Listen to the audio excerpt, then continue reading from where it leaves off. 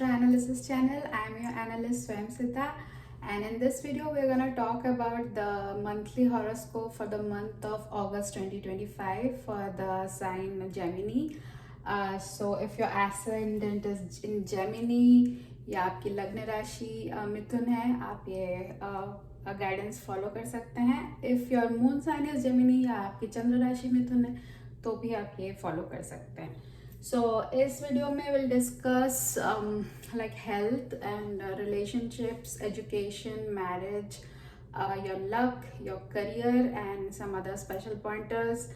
So to start with, let's check where are the Navgrahas placed this month in your chart.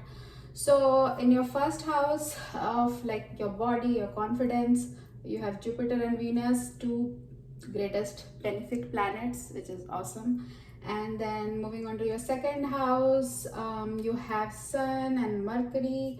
And then moving on to the in the third house you have Ketu, and then in your fourth house you have Mars, and then in your ninth house you have Rahu, and your 10th house of career you have Saturn.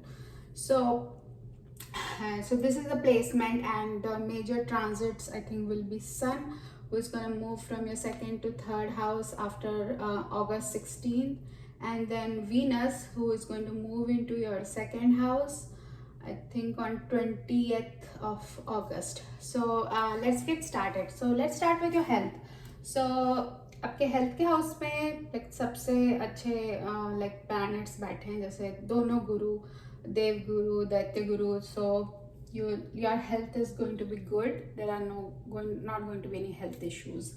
And first house आपके self confidence का भी होता है और आपके ego का भी होता है. तो so this month you will like feel good about yourself. So also आपको like बहुत confidence रहेगा, आप बहुत like अच्छा feel करोगे. So you will have a lot of like main character energy. So that's about the health and the first house. Moving on to like the fifth house, so Libra. So fifth house is ruled by Venus, जो आपके first house में है. So आप when we speak about education, so आपके education के lord first house में है with Jupiter, which is a great benefic. So education अच्छा है. इस month पढ़ाई लिखाई अच्छा रहेगी, एग्ज़ाम भी अच्छे रहेंगे. So you don't have to worry. उसके बाद coming to love relations. Love relations भी ओके है, बट थोड़े बहुत काइंड ऑफ क्या बोलूँ, आर्गुमेंट्स हो सकते हैं. So try to kind of avoid that. उसके बाद coming on to your love relations, I said can be arguments. Let's move on to the house of marriage, which is I think ruled by Jupiter. So Jupiter अपने घर को देख रहे हैं, which is awesome, like he will protect. And then आपके marriage के घर में actually बहुत सारे aspects हैं, like Jupiter, Venus, I think Ketu, Mars वगैरह भी देख रहे हैं. So too many aspects. सो मैरिज के घर ना, जब बोला जाता है कि जब खाली हो तो अच्छा है और कोई नहीं देख रहा हो तो बेस्ट है, क्योंकि मतलब कुछ भी देख रहा हो तो थोड़ा बहुत इम्पैक्ट होता है. तो जुपिटर यूजुअली बेनिफिक होता है, बट जुपिटर का क्या है ना, रिलेशनशिप, इट्स अबाउट नॉलेज. तो उनको रिलेशनशिप वगैरह उतना कुछ समझता नहीं है. तो जुपिटर का बैठना सेवन्थ हाउस में वो भी उतना अच्छा नहीं होता. So that's why this month क्या होगा ना कि आपके पार्टनर का बहुत मूड स्विंग होगा. तो कभी गुस्सा हो जाएंगे, कभी काम रहेंगे, बट आई थिंक ही और she will kind of understand कि उनके साथ ऐसा हो रहा है. So there will be some kind of समझ भी होगी कि हाँ मैंने शायद जो बोला गलत है वैसा. तो लाइक थोड़ा बहुत उतार चढ़ाव है, बट आई थिंक वो लास्ट तक ठीक हो जाएगा. So that is about a marriage. And moving on to the luck. उतना मतलब मैं बोलूँगी अच्छा नहीं है. it's not the best because Rahu बैठे हैं, but Rahu does well in Aquarius. So in your inherent like आपके birth chart में अगर आपका 9th house is good, मतलब ऐसे वेल प्लेस्ड है और 9th हाउस के लॉर्ड वेल प्लेस्ड है, तो मुझे नहीं लगता कि उतना कुछ बैड लक आपका होगा, क्योंकि राहु एक्वेरियस में ही likes being in Aquarius. So that may be good if your birth chart में 9th लॉर्ड का placement is good. Moving on to career. So career में आपके सैटर्न है जो शायद 30 इयर्स के बाद फिर से यहाँ आए हैं. सो सैटर्न क्या है, काम करवाएंगे. So make you work hard. So अगर आपका सैटर्न मैच्योर नहीं हुआ है, mature means Saturn matures after you turn 35. So 35 के आप अगर नहीं हो, 35 से कम है आपकी उम्र, तो आपको हार्डवर्क करना पड़ेगा. बहुत हार्डवर्क करवाएंगे, आप करोगे भी. सो सैटर्न और आप 35 लाइक जो भी आपका एज है, अगर आप पहले से ही अपने जॉब में मेहनत कर रहे थे, कर्म कर रहे थे अपने सारे, तो Saturn will give good results. अगर आप इग्नोर कर रहे थे अपने काम को, तो थोड़ा बहुत प्रॉब्लम्स, कुछ डिलेज, अड़चन हो सकता है. So be mindful of that. और let me check my notes. हाँ, तो आपको लेकिन एक है, आपको काम में काफ़ी कॉन्फिडेंस रहेगा. तो आपको अगर कुछ बोले कि he do this, you will be confident, you will like okay I can do this, I can handle it. So confidence आपको रहेगा, which is good. So business wise अच्छा है. Business wise Venus first house में good. This month is good for business if you are a business man or a business women. So this is the overall predictions for this month, and then I'm gonna give some special pointers जिसमें कि ये बस इस month के लिए नहीं है, क्योंकि आपका जो ये जुपिटर है, सैटर्न है, राहु है, केतु है, ये तो शायद मतलब पूरे जल्दी जल्दी नहीं चेंज करते. Their transit takes a long time, so they have longer orbits around the सन.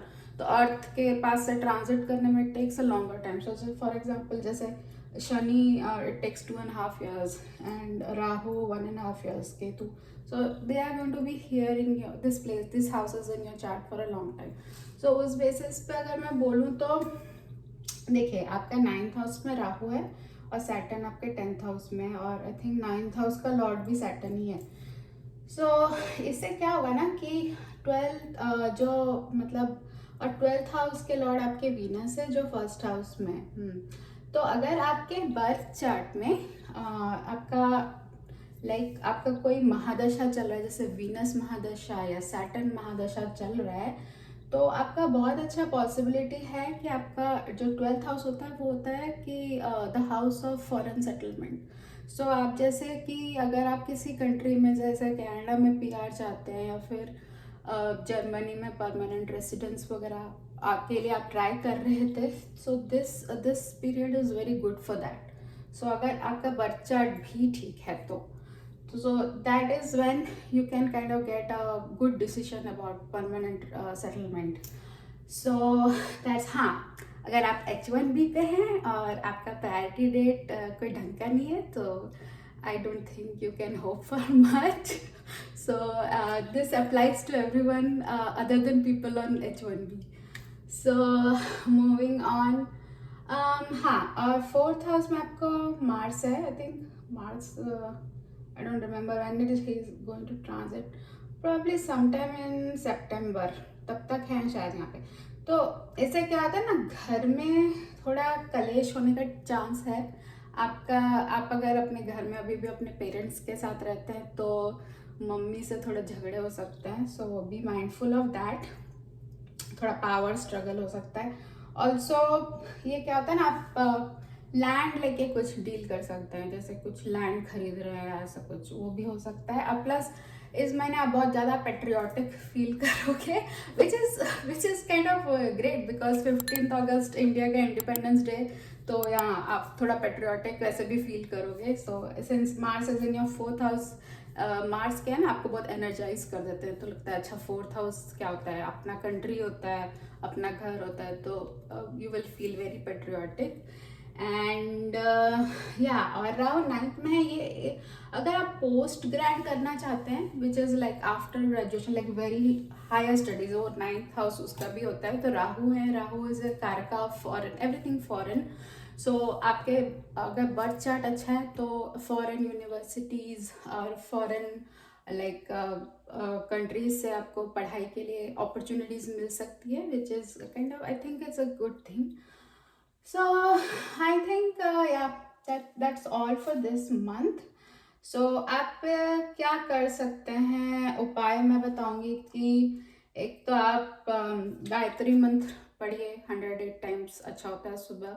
और एक है आप since you are ruled by Mercury, आप गणेश पूजा कीजिए। गणेश कहीं भी कुछ काम शुरू करने से पहले गणेश भगवान को याद कीजिए, वो बहुत अच्छा रहता है। I think and that's all. So stay well, ध्यान रखिए, मिलते हैं अगले वीडियो में। Thank you, bye.